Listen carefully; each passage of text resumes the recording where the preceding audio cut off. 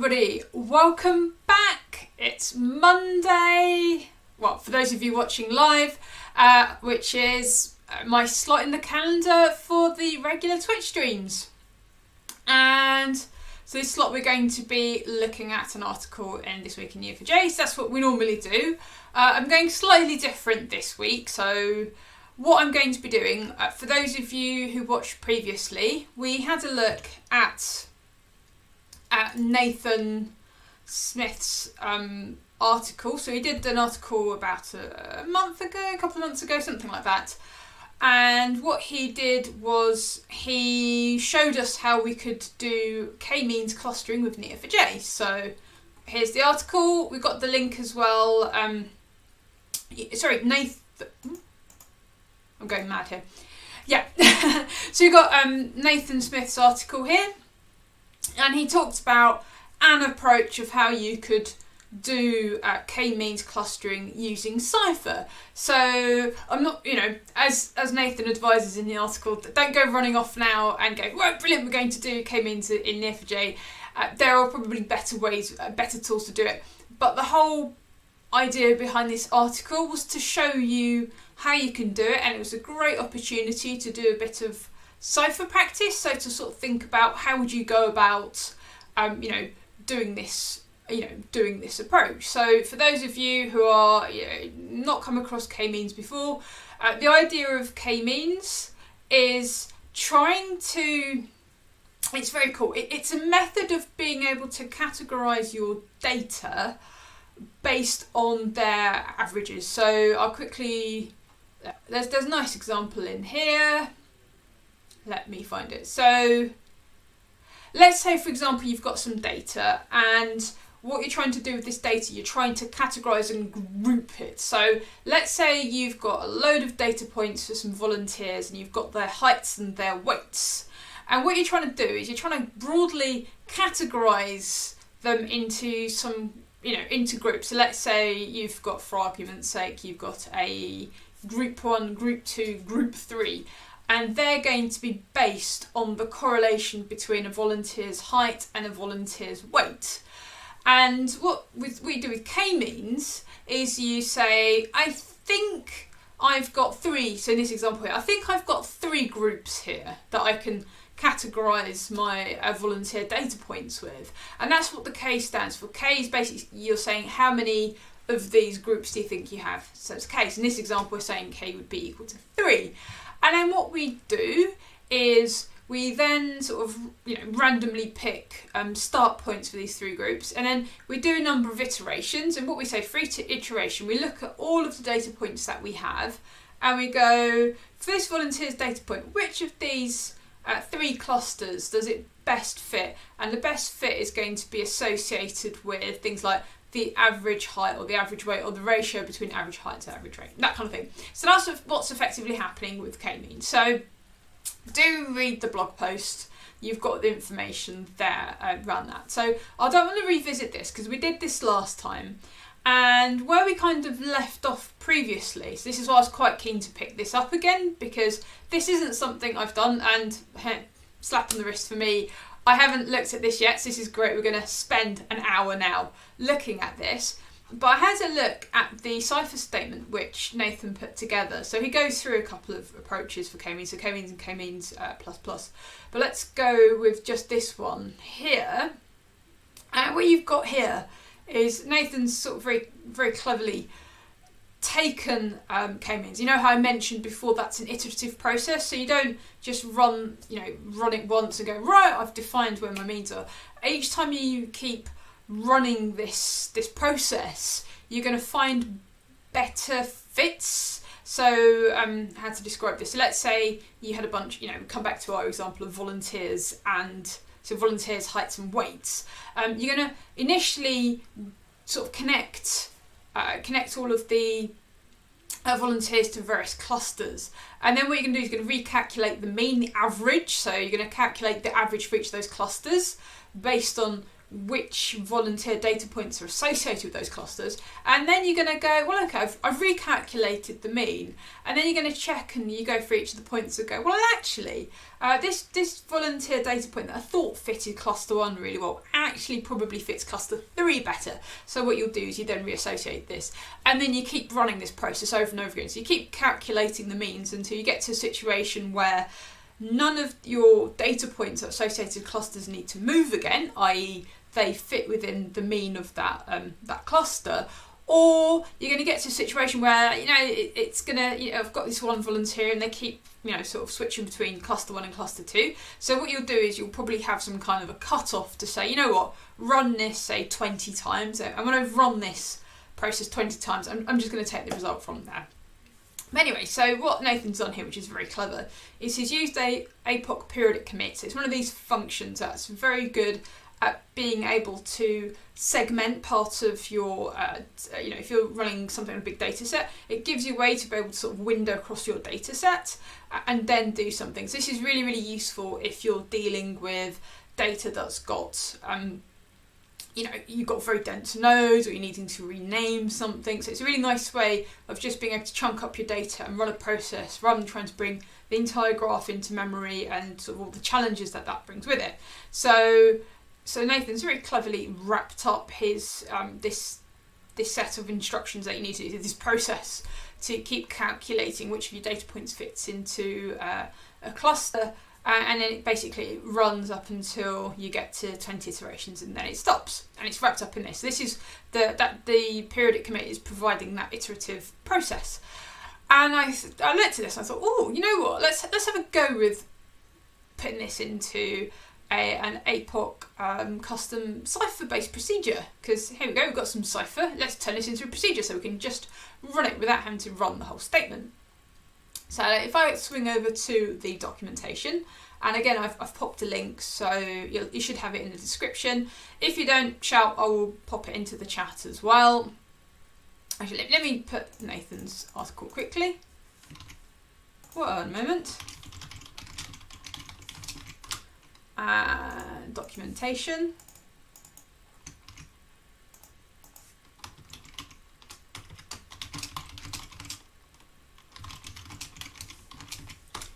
Okay, so you've got this documentation. Don't worry about it says 4.0. It should work for 3.5 if that is what you're using of Neo4j.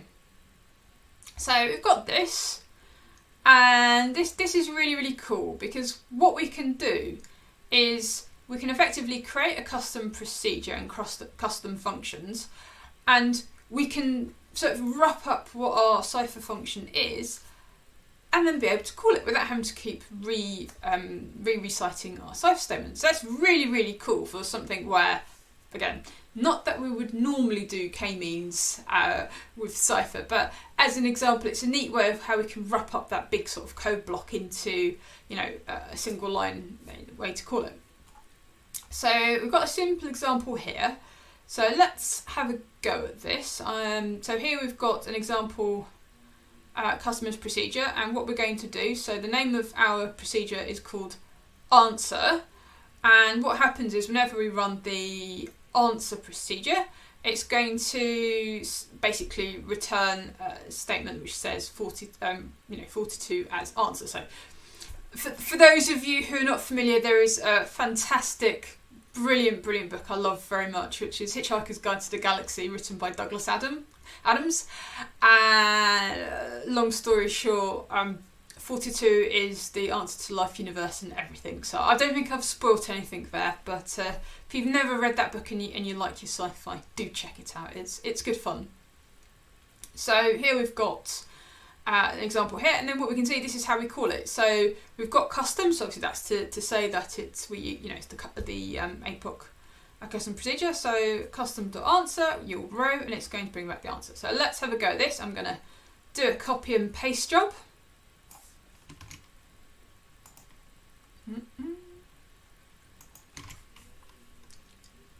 Alright, there we go. So we've created our custom procedure. So if I want to now bring it back and see what is the answer, what is the answer to life, the universe and everything, Oh, oh dear, what have we got? What have we done wrong here?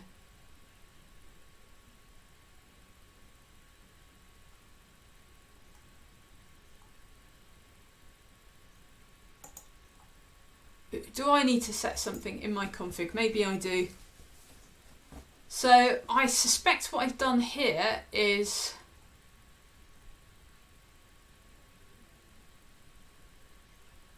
let me double check what I've done wrong here.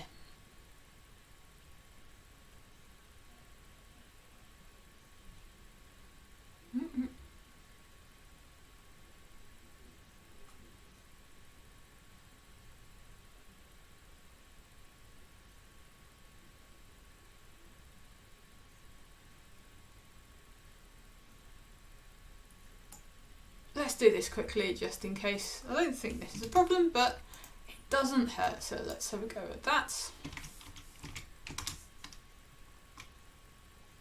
Oh, okay, that's probably why we had a problem. Right, so let's do this again.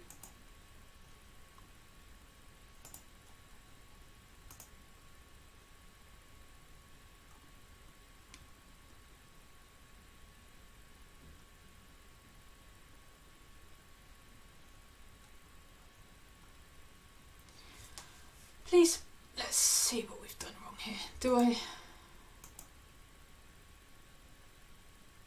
Do we need to put some brackets on?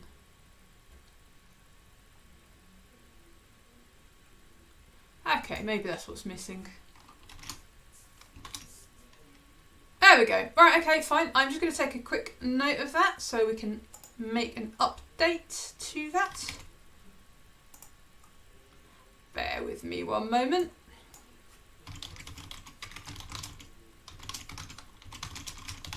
Okay, so that's the example there from the documentation where we've created a procedure, and I've got the same idea. We can do it with the function as well. So let's have a go with the function.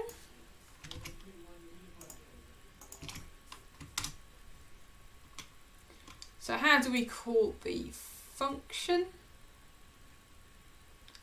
I assume it's just going to be custom dot. Let's have a go. I think if we do return.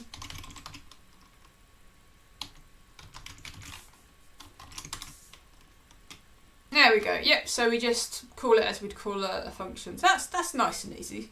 So let's have a look at a more in-depth example with. Because we probably want to pass some parameters, don't we? So let's have a look at a bigger example. Okay. So we've got an I'm just going to copy and paste this so we can look at what's going on here in this example. I'm not going to create it. We're just going to look through it, and it's probably a bit easier if I pop it in here. So what have we got? So we have got a procedure called neighbours, and we match a person with name. Aha, so this is we're passing in some parameters. And read. Okay, we'll have a look at what this means. So we've got read, got neighbour, node, name, which is a string. And we've got some description here. Okay, so I think this is how we provide some information about our procedure. I think that's a description, isn't it? So let's have a look. What it says in here. So type names, what you'd expect to see in outputs without the question mark. Okay, fine. Okay, so mode, we're telling it. So got the name. Fortunately, we have a funny table business going on here, so do bear with it. Okay, so we've got name, dot separated will be free. Yeah, we know that, we're custom. We've got the statements, that's our Cypher statement, and we can use parameters. We've got the mode, so our stuff is going to be a write mode, so we'll have a look at what that looks like. And we then have outputs, so we output row map, so we're going to be out. So example here, we're outputting nodes called neighbour. And that'll be the input, won't it? It'll be name and string. Inputs, name and string. pairs or triples of name type default. So presumably, as we've got, let's have a look at this. As it's wrapped in an array, presumably we just put in a number of things if we've got a number of items to go in. Okay. And a description. Right. So, kind of tempted to have a simple go at this, because do we know how we would call this? Okay, so let's have a look at our original query. So what have we got that we're going to be? So we don't actually pass any parameters here, do we? So the only thing that I probably call as a parameter, and it probably makes sense, is the iteration. So that we probably want to have some kind of a cutoff for that. So that's an obvious thing that we've put parameter in for. And I think for everything else, we don't need to. And in fact, I don't think we even need to return anything. So maybe what we'd return is maybe the number of iterations we've already done, or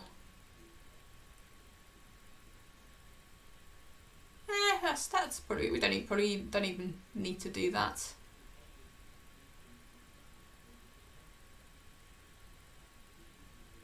Because what would be nice, and okay, we can probably do it. It's a bit of a long and convoluted route that uses APOC. What ideally would be nice is if we could. So we'll do that as a future iteration. For the first one, let's just get this working. But what would be nice is if we can actually say what is the item. So what is the node label for the item that we want to look at and the centroid? And in fact, one better would be that we don't even tell the centroid node. So, sorry, let me wind back. So here what's going on is Nathan uses nodes as the centroids, as those clusters we were talking about, and you're connecting the nodes to those clusters. So that's the approach he's using. So what might be quite cool is if we can... I've got a couple of ways of doing it. It makes sense, it's easy to keep it as a node. So what would be really cool is if we could do this statement where we create, so we specify the number of centroids that we want, and then this whole function creates the centroids. It does the initial seeding of things to the centroids, and then keeps iterating. But let's keep it simple for now. Let's just have a go at just wrapping this up. So we're not going to bother passing any parameters for now. So for this one, we just want to create this as a procedure.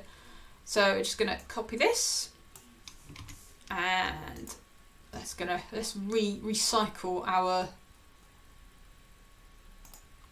custom procedure. So that was our custom procedure. Let's make this a little bit bigger so we can see what's going on. And let's call this k-means1. You can see where I'm going with this, my fancy versioning system here. So k means 1. And we're going to put this onto a new line so we can see what's going on.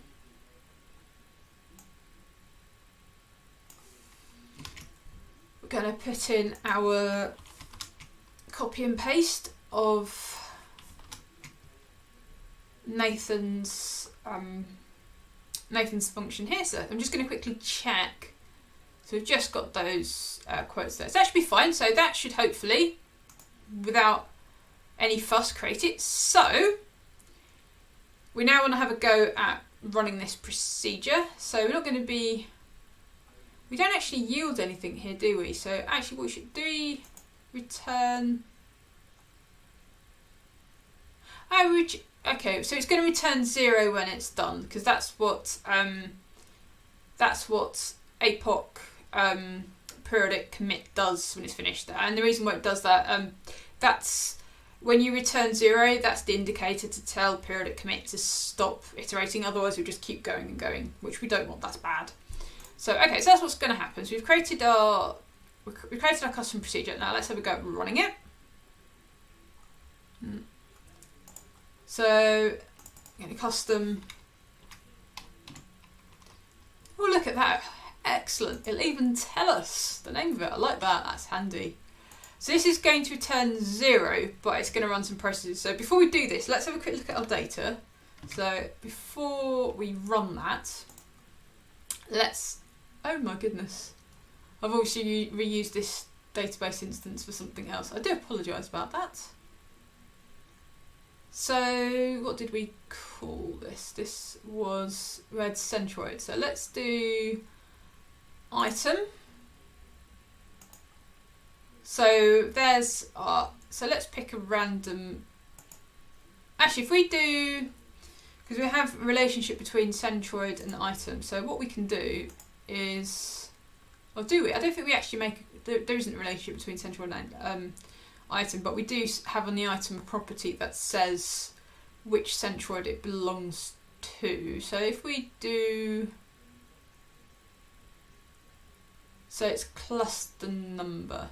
Okay, so let's do this. If we do match item, and let's do return, what properties we have there, cluster number.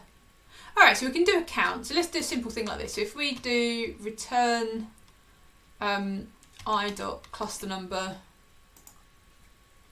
and yeah, so let me do an intermediate step. So with cluster number as cn, and let's do collect I as collection, and then what we can do here is we can say return cn, so returning the cluster number, and then I'm going to do the size of the collection so we know how many items are in there, so we can at least gauge as to how many updates have happened when we ran this function.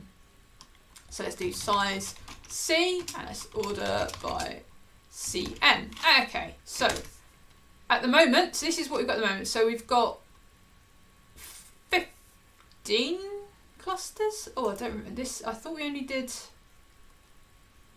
I could be wrong. Let me just quickly check. Oh no, we've got 15. Okay, that's correct. That's all good and expected. Okay, so we've got our 15 clusters. So you've got the numbers here. So what I'm going to do is keep that. So yeah, we'll just scroll back to this and I'll rerun the query again. Right, so let's run this query. Oh.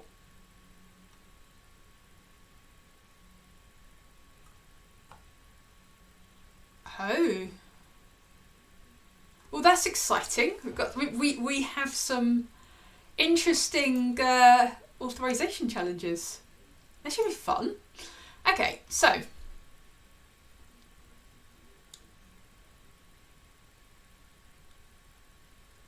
can we do something about this? We may not be able to. This will be sad. Do I need to explicitly say right and then it'll work? Okay, let's have a go. Let's do this. So first of all, I guess my question is, can we just redo it again? Okay, so we've got the name of our function, we've got the code for it, and I believe the next thing we had to do input and output. So do we have to provide that by default, or can we just ignore it? Be bad citizens. Oh yeah, so we've got modes. Alright, so let's do the modes. Let's have a quick look how we did that. So for mode we said read. So can we just put in write?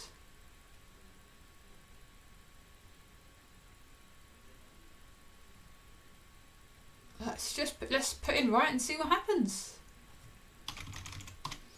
And okay, right. Let's try again. Oh no.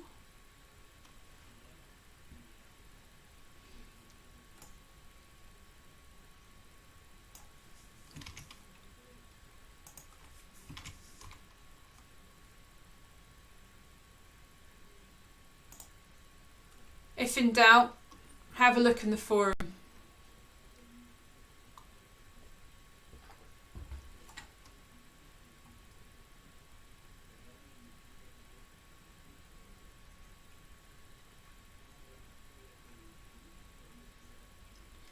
Oh yes, this is the wrong one. So this is true. And maybe that's another day, APOC do when.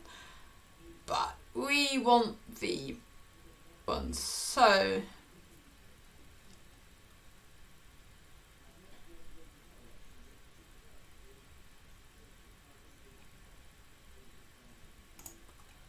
let's have a look.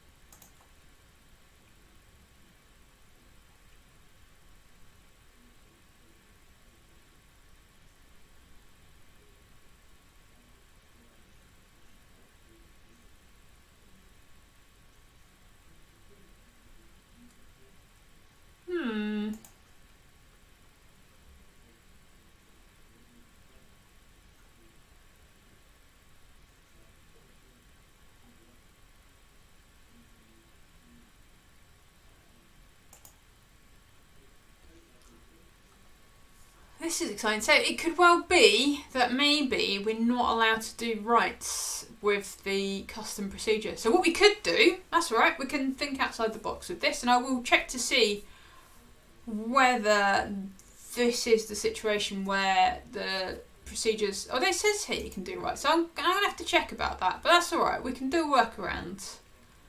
And I'm thinking as a workaround, if we yielded a list of IDs. So if we list all of the node IDs, so for all of the item nodes, and we list what centroid they should belong.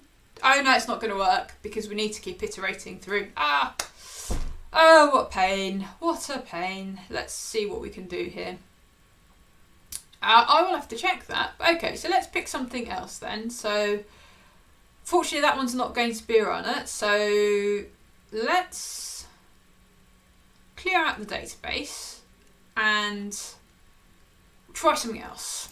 Let's do that then. So I'm quite keen. So we've kind of got it working. I want to have a go at doing something where we pass parameters. So this one's a no-go, but that's okay. I will find out what's going on there and why I can't do something that writes. But let's pick a simple example for now. So what I'm going to do is create a new function where I can do write, but it's going to be a really, really simple thing. Like I'm going to create a node with my name on it. So let's have a go at that. I'm going to call this function Lou. And the reason why I'm calling this function Lou is because it's going to create a node called with the name Lou on it. I know. So some really out there thinking with the functions. Oh, hang on a minute, I've just spotted something. I've just spotted something. Have we got quite... Oh, no, it's fine, Sorry, I was unnecessarily panicking. Right, no, it's all good. So let's do this. I am going to change this to create a node called Lou. So let's do... I don't need the periodic commit either. Oops, get rid of that as well. So what we're going to do is going to create a person node, and the name's going to be Lou. Okay. Let's do this. So you can see here, so I've got a custom procedure called Lou, and when I run it, it's going to create a node called Lou, and let's do return P. So that should yield a person node that has a property name with Lou in it. And we're saying it's right. So let's create that. Okay, it's got no problem with that. Let's call Lou. Yield row. So we don't yield a row, we yield a node, don't we?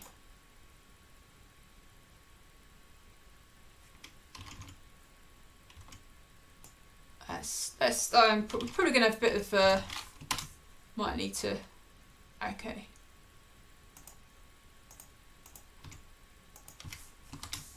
No.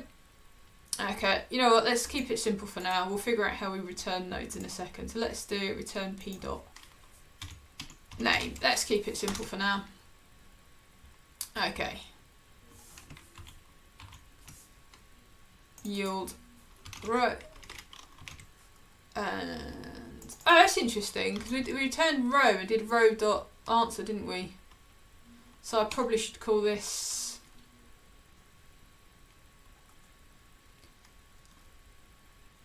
I probably should call it something else, shouldn't I?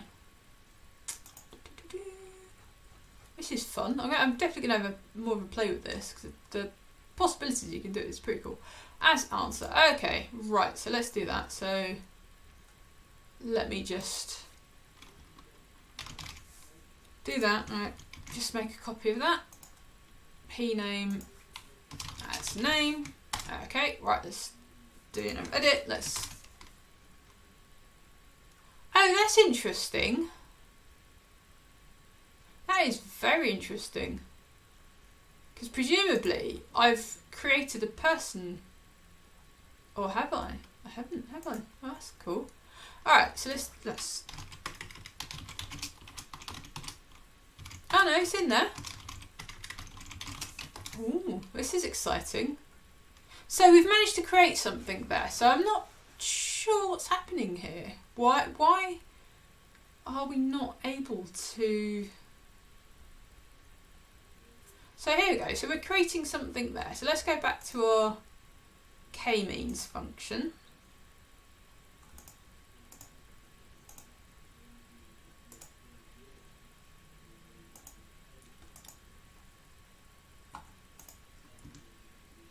Let's have a look what's going on. So maybe we've bitten off a little more than we can chew here. So, right. Maybe it doesn't like this.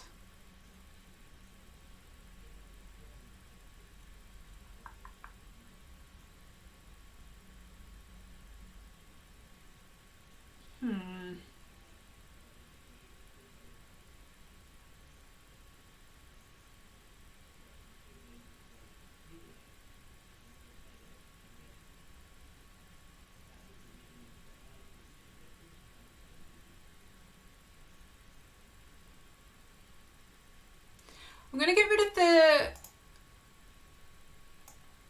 periodic commit for now because we're not passing any parameters through there. So I'm going to get rid of that for now. So can we actually just run this as a function without the periodic commits? Okay, let's do that. So let's stick with k-means 1.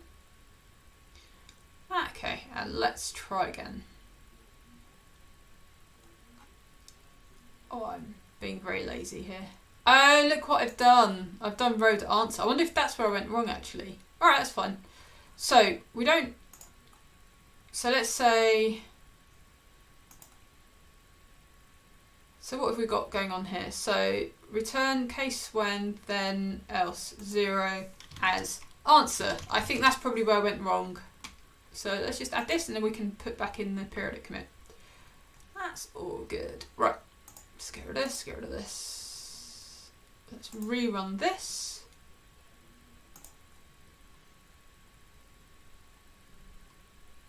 Okay, we're getting there, we're getting there. That's... Okay, so let's get rid of this. Oh, I've put it in the wrong place. And as answer. There we go. Right. We're getting there.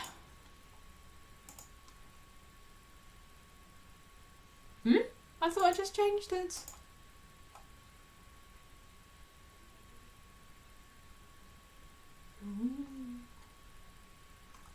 Alright, I'm going to call it k-means 2 just in case something strange is going on. Else 0 and as answer limit 1. Okay.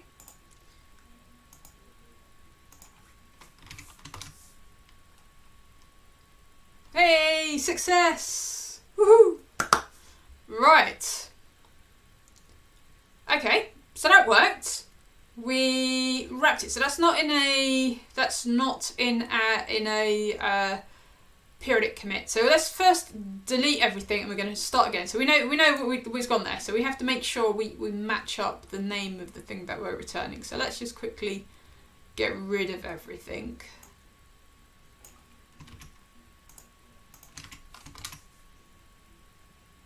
Excellent. And now what we're going to do is, oh no, I don't want to do this. Actually, yes we do. Because I'm lazy and I like to copy and paste everything. So it's answer, so name, query, and then we're saying write, don't we? So custom procedure, and then we give it a name. So we're going to call it k-means 1. We're going to put in our Cypher query, so I should copy that in a second. And we're going to say true, right, because it's a writing one.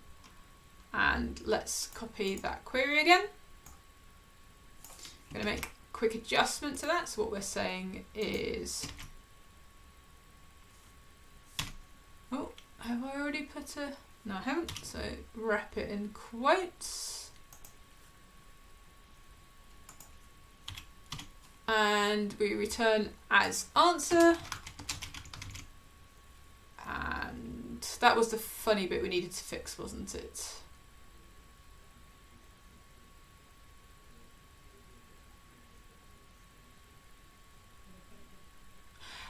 No, I just thought of something. So periodic commit is also a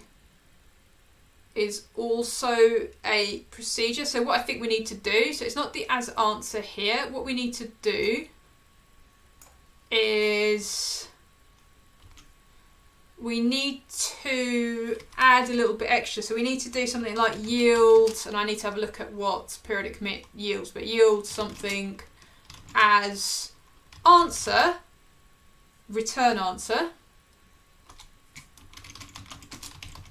Then that will, I think, yeah. So that's what we need to do. So we do this bit, not here.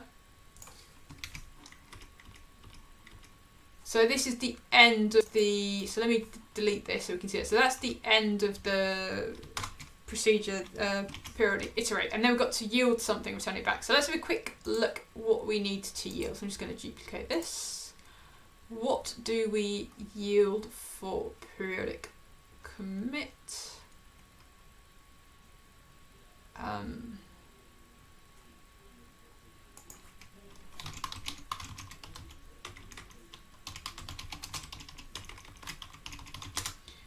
Let's pull up document. Right, so what do we yield? So I'm not really bothered about what we yield. I just want to yield something to say that it's finished. Let's yield updates. That's why not? That will tell us, I think, how many things have been updated. We'll see what happens. Right, so let's yield updates as answer. And right, okay, let's. Oh.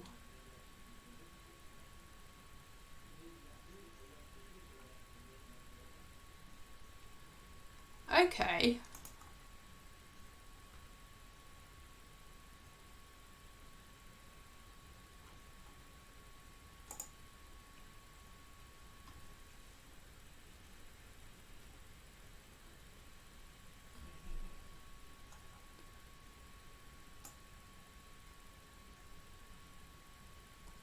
Or we could just cheat. Let's cheat for now.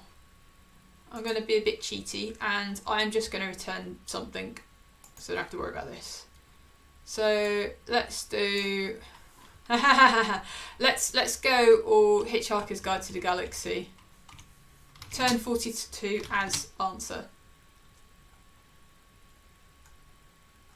Yeah, let's do that.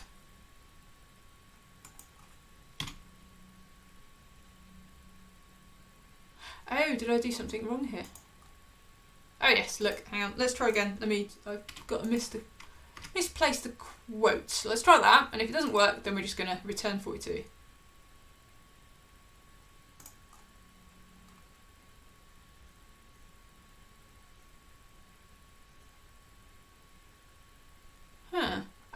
I need to wrap this up as a string, don't I?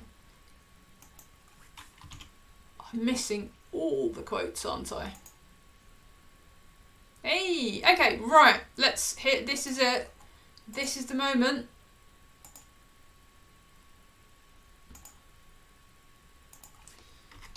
Let's see what happens. Oh, it's running. There we go. I think we've done it, everybody.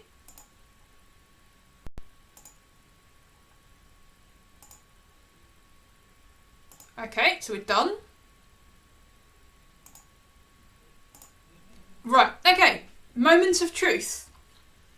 So we remember so to get the values here, what I've basically done is I've followed the instructions in the article here. So I've done the loading of the data. So I've done this. So this is the set locations, I location. So this is picking the 15 random centroids. We're then setting the centroid location. So this is where, we talked about, for example, we're trying to pick our data points and align them to clusters. So in this example here, we've only got 2 data points, and Nathan is using the Neo4j spatial as a way to be able to calculate distances and means, which is a nice quick way to do it if you're only working 2 dimensions. So here he's just randomly just setting the location centroid. So what is the random starting average, which will obviously get calculated and become more accurate over time. So we've done that. We've then mapped the centroids and setting the centroid centroid's number and showing where the centroids are in relation to the data points. Okay, fine. So we've done that. We've done this. So we're setting the items to a centroid. We've done this where we've moved the centroid to the mean of the current. So this is where we're recalculating the mean based on the data points we've associated to a centroid. And then we've run this as well. So assigning items, now going through and finding which item averages are closest to a centroid. So do they need to move to different centroids? So we've done all that stuff. And that was what generated our initial list of points. And now what we've got here is we've now turned this into a APOC Cypher based procedure. We've now run it without error messages. Woo! And let's rerun this query and see how it changes. So here, this is what we've got. So these are the centroid numbers and a number of data points associated to that centroid. So now let's rerun this query and we can contrast and compare. So we have got 3, 2. Oh, nice. That's not encouraging. Oh no, here we go. Look. There we go. So by fluke. So 1 and 2, let's say, so maybe the averages were quite, the random distributions were quite accurate. So centroids 1 and 2, they're the same. But what you can see here is if I scroll this, no I can't. Can I scroll this down? No I can't. Anyway, so you see here for 3. And if I do here for 3, so you can see here, so for 3, look, we've got a different number of allocations. 4's gone down to 400. Same for 5, but you get the idea. So our functions worked. It's worked. We're in business, and yeah, we've now created k-means. So let's have a look what we've got for time. We've got 15 minutes, but we've got about 10 minutes left. So what I'm really keen to do is I want to have a go at passing a parameter. So if we bring back our k-means function that we've created, our store procedure. There we go, and it's working. Woo. So just as a quick reminder is this the one that we saved?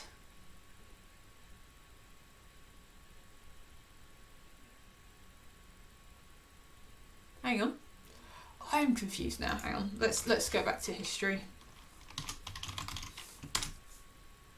So this is the one we created. There we go. That's more like it. So the thing that was throwing us. So again, I'll have a look at if we can do something about the error message. So we got thrown about. It said you can't do the write in admin, but which I should be able to do because I'm logged in as admin, so I do have rights.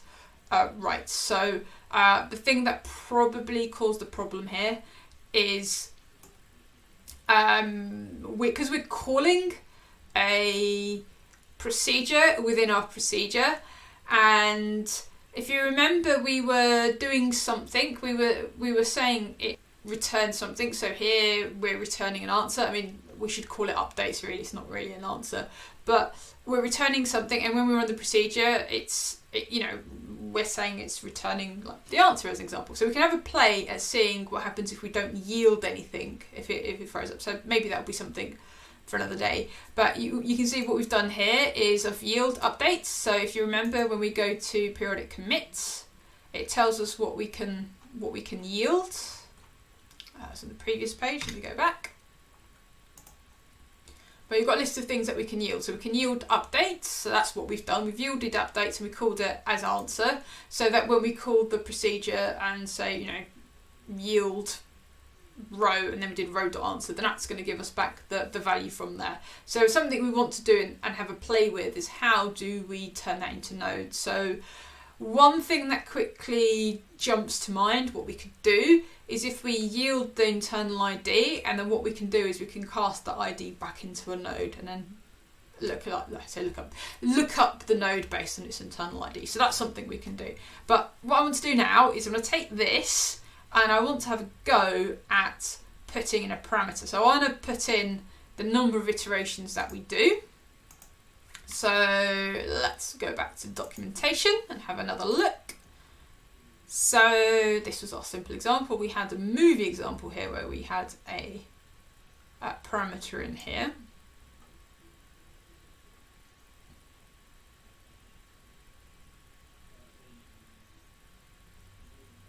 Oh look, so here it says yield neighbour. So right, so this is how we can yield it. So we're going to yield here.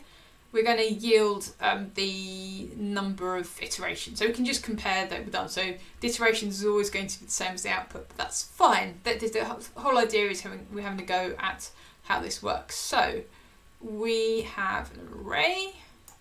Let's do this. We're going to call this k-means2 because it's our next go. And here we're going to do call this iterations.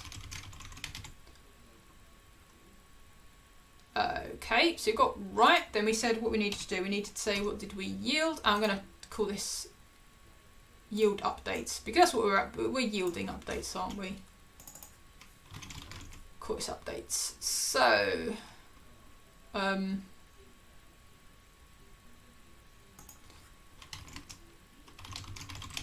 returning iterations. So let's have a look at what we said here. We said square bracket, what it is. Oh, okay. This is type names. So we're going to yield an int and an int. Okay, let's do this. So we've got iterations, and that's an int. Let's call it integer. And we are inputting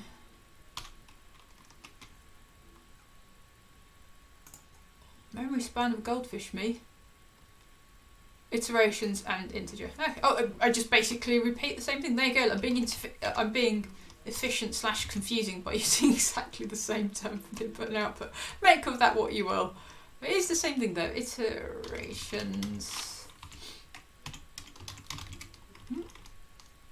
Integer. Okay, so we've got the input, got the output. So hopefully this will create our new function, and it's not going to complain. It didn't complain. That's a good start. And let's have a go. K-means 2. Now we're yielding iterations because we changed that. We've specified what we want to yield, and we're going to return iterations. So we need to also specify some parameters. I'm going to go out on a limb here and assume we do something like this.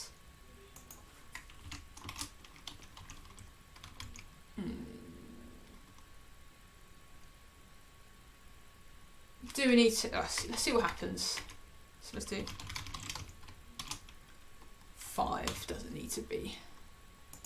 Let's see what happens. It'll probably complain. That's fine. Expected an integer, but was map. Ah, okay, so do we just need to say map? Huh.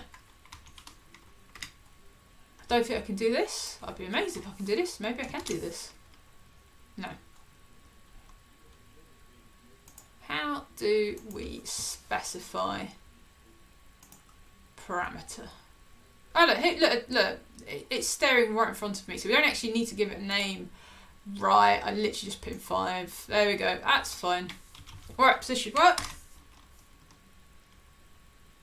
Okay, so that worked, so I'm wondering whether it's resolved and that's why it's not done it. So let's, where have we got a couple of minutes? Let's just quickly have a go at this. So what I'm going to do is quickly delete all of the items. So match I item, or match I where labels. Let's do both. I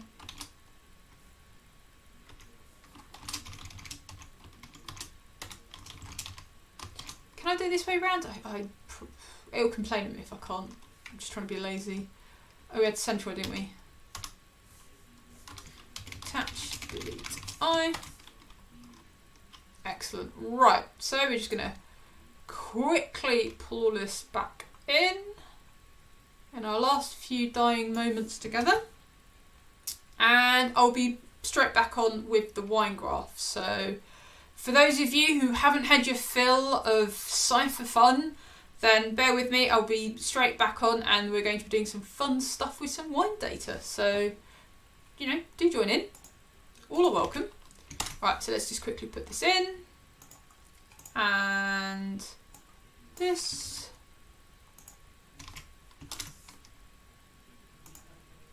And this.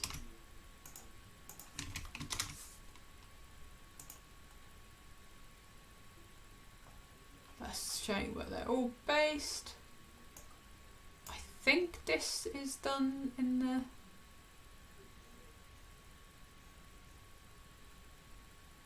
We've already set things to central, haven't we?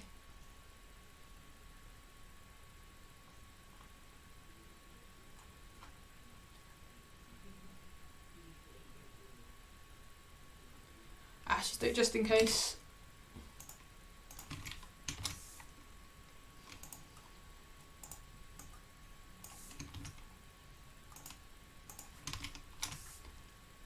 Right.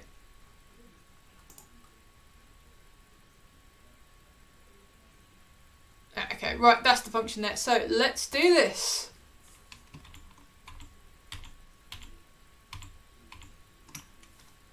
Oh, don't want to do that. Just run it. Right, okay, so we're specifying 5 iterations and I know we yielded update, so I can't guarantee. So as long as it's higher than 0, it means some updates happened. Okay, 0. We need to look into what's going on there, but that's fine. So we're getting there. We got it working. What have we done? We have start again. We have successfully got turned and wrapped around the k-mean cipher statement which Nathan Smith put together. We've wrapped that into an APOC Cypher-based procedure, and we can call that. And we've just been having a play at how we pass parameters. I think it is working. I think it is using the parameters that we pass, and we just need to figure out why it's returning 0. But there you go. So that's been great fun. I've had a good play with something I've not really used before, and it's certainly given me a lot to think about with regards to how I can use that in the future. And certainly any kind of things that you find you repeat over and over again, just wrap it up into a Cypher-based procedural function, and you just keep calling it. So that's really cool. So thank you very much for joining me today. I will be back in a few minutes where we'll be looking at the wine data set. So this week we are looking at importing the price data for wine and then looking how that compares to the rating. So I will see you shortly.